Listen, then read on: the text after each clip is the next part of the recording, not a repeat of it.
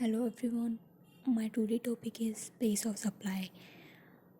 Today we will learn about why important to understand place of supply and place of supply in case of goods. Where place of supply in case of goods, where goods involve movement of goods, and we will also learn about bill to ship to case, and in case of goods not involving movement, and in case where goods are assembled, and in case of where place of supply where goods supplied on board a conveyance. तो हम बारी बारी करके एक एक start करते हैं। सबसे पहले जानते हैं why place of supply is important. Under GST, place of supply defines whether the transaction will be counted as intrastate और interstate and are accordingly charge CGST, SGST and IGST are levied. तो place of supply हम इसलिए पढ़ना ज़रूरी है क्योंकि इसके अंदर हम देखेंगे कि transaction will be counted as interstate supply होगी या इंटरस्टेट सप्लाई होगा। सबसे पहला टॉपिक है section 10 subsection 1 subsection A. Supply of goods involve movement of goods. Where supply of goods involve movement of goods, तो प्लेस ऑफ सप्लाई उस case में क्या होगा, is location of goods.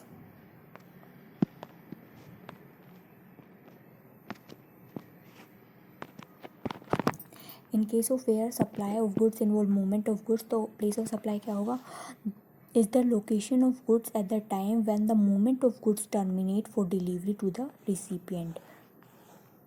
When the movement of goods end for delivery to the recipient. जैसे कि अगर mister A कोई washing machine 10 washing machine purchase करता है मिस्टर ए से, जो मिस्टर ए डिलीवर करता है पंजाब में है वो मिस्टर ए को जो राजस्थान में है, तो इस केस में प्लेस ऑफ सप्लाई क्या होगा, Rajasthan, because deliver at B's place of business Rajasthan. अब मिस्टर ए ने क्या किया है, agreement to deliver goods at C's place in Mumbai. Mister A क्या है, पंजाब से है, मिस्टर सी हरियाणा से है। जो मिस्टर ए के साथ एग्रीमेंट करते हैं to deliver goods at C's place, C के प्लेस में जो कि मुंबई में है, तो यहाँ पे प्लेस ऑफ सप्लाई क्या होगा, Mumbai, because place of supply in case where the involve movement of goods, तो वहाँ जहाँ पे गुड्स क्या होता है, एंड होता है, जहाँ पे हमारी जो डिलीवरी होगी, जो जिसका जिस डिलीवर का जहाँ पे एंड पॉइंट होगा कि हाँ अब हमने डिलीवर वहाँ पे कर दिया है, तो उस पॉइंट को क्या मानेंगे हम, प्लेस ऑफ सप्लाई। 10(1)(b) में है supply involving movement of goods delivered to recipient on the instruction of third person, यानी bill to ship to, bill किसी और के नाम पे और शिप कहीं और पे। तो ऐसे केस में क्या होगा, तो इस ऐसे केस में प्लेस ऑफ सप्लाई होगा principal place of business of such third person, जो उस थर्ड पर्सन के कहने पर,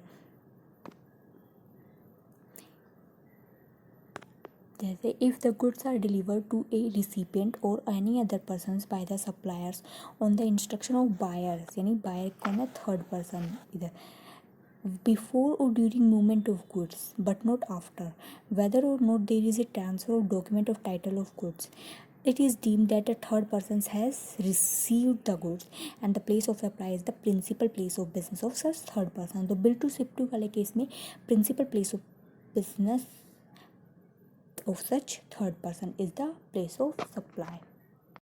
टेक एन एग्जाम्पल, एग्जाम्पल है सप्लायर्स ए है इन हरियाणा में, थर्ड पर्सन कौन है, बी, जो कि राजस्थान से है, वो इंस्ट्रक्शन देता है कि उसके लिए उसने जो गुड्स परचेज करा है उसको डिलीवर कहाँ पे कर दे, रिसिपिएंट सी के पास जो कि गुजरात में है। तो इसमें प्लेस ऑफ सप्लाई क्या होगी, राजस्थान।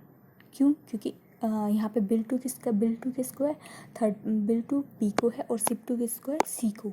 तो इसमें इस केस में place of supply is the location of principal place of business of B, third person, जो कि थर्ड पर्सन का प्रिंसिपल प्लेस ऑफ बिजनेस है, उसको ही बिल टू और डिलीवर टू दोनों माना जाएगा।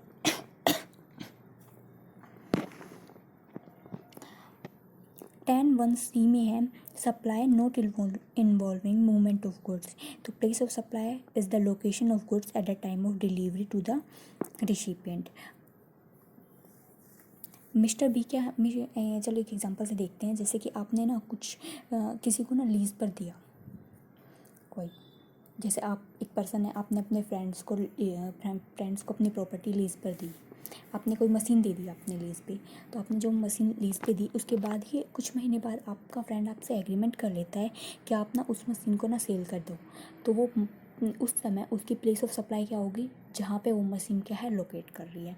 तो मिस्टर ए क्या है, मिस्टर बी को मशीन लीज पर देता है आफ्टर 10 मंथ्स। मिस्टर बी क्या करता है, रिक्वेस्ट करता है मिस्टर ए से कि वो उसको सेल कर दे। मिस्टर ए क्या कर लेता है, एग्रीड कर लेता है। तो इस केस में प्लेस ऑफ सप्लाई क्या होगी, नोएडा, जहाँ the location of the machine at the time of such sale. 10(1)(d) supply involving installation और assemble of goods. Supply of goods which is to be installed और assembled at site. Place of supply क्या होगा, is the location of the place of such installation और assemble. आपने mister A के साथ आप एक शॉप पे गए, आपने वहाँ पर मशीन परचेज करी, या आपने कुछ भी मशीन जिसको आपने इंस्टॉल कराना है और असेंबल कराना है, आप हरियाणा से हैं, आप गए, वो राजस्थान से था। आपने कहा कि आपके प्रिंसिपल प्लेस ऑफ बिजनेस जो कि गुजरात में है वहाँ पे मशीन इंस्टॉल करा दे।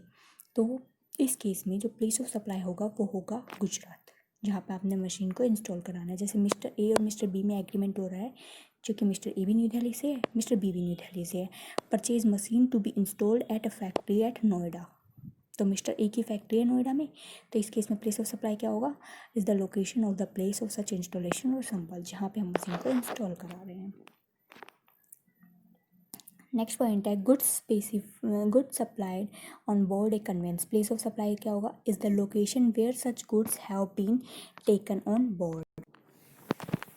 नेक्स्ट हमारा टॉपिक है section 11, place of supply of goods imported into और exported from India. Place of supply of goods imported into और एक्सपोर्टेड फ्रॉम इंडिया।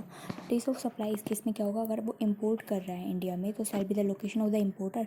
एक्सपोर्ट कर रहे हैं shall be the location of the outside India. लेकिन जो एक का केस है वो क्या होता है, इंट्रा स्टेट सप्लाई है एंड GST लेवी होगा। और जो बी केस है, जो एक्सपोर्ट का केस है, वो already told to you that it is an intra state supply and it is zero rated supply. एक बार थोड़ा रिवाइज कर लेते हैं प्लेस ऑफ सप्लाई क्यों इम्पोर्टेंट है, बिकॉज इसमें intra state supply and what is intra state supply and leviable to CGST होगा या SGST होगा या IGST होगा, ये पता लगता है। और where supply of goods involve movement of goods, अगर मूवमेंट को इन्वॉल्व करेगा तो where the goods are delivered and delivery जहाँ पे होगी वो क्या होगा, प्लेस ऑफ सप्लाई।